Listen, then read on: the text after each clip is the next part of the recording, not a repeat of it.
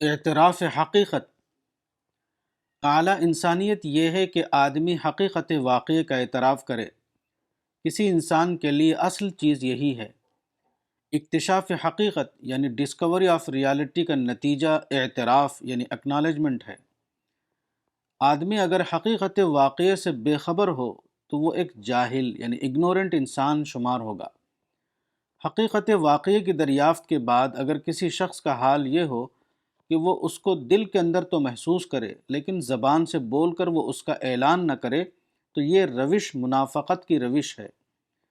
اور اگر ایسا ہو کہ حقیقت واقعے کی دریافت کے بعد وہ اس کو اصل ہستی کے بجائے کسی اور سے منسوب کر دے یا وہ خود اس کا کریڈٹ لینے لگے تو ایسا آدمی جھوٹ یعنی فالس ہوڈ پر کھڑا ہوا ہے۔ یہ عمل کوئی سادہ عمل نہیں، یہ دراصل صحیح رخ پر انسانی شخصیت کا ارتقاء ہے، اور اسی کا دوسرا نام تزکیہ ہے۔ تزکیہ کسی پراسرار چیز کا نام نہیں ہے۔ تزکیہ اس شعوری بیداری کا نتیجہ ہے کہ آدمی ہر چیز کو خدا کے خانے میں ڈال سکے، ہر تجربہ اس کے لیے خدا سے تعلق بڑھانے کا ذریعہ بن جائے۔ انہی تجربات کے دوران وہ اعلیٰ شخصیت بنتی ہے جس کو مزکہ شخصیت یعنی پیوریفائڈ پرسنالٹی کہا جاتا ہے۔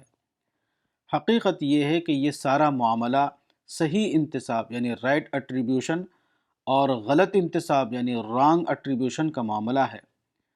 واقعات کو غلط طور پر کسی سے منسوب کرنا اپنی روح کو آلودہ کرنا ہے۔ یہ تزکیے کے موقع پر اپنے آپ کو تزکیے سے محروم کر لینا ہے۔ اس کے برعکس جب آدمی واقعات کو خالق حقیقی کی طرف منسوب کرے تو اس نے اپنی روح کو اوپر اٹھایا۔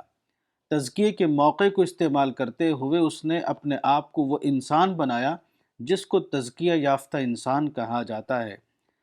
تزکیہ کسی خلا میں نہیں ہوتا، تزکیہ ہمیشہ حقیقی زندگی میں ہوتا ہے۔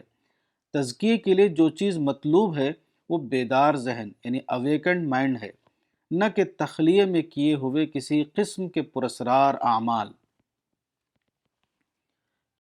کتاب تزکیہ نفس مولانا وحید الدین خان، صفحہ نمبر 42۔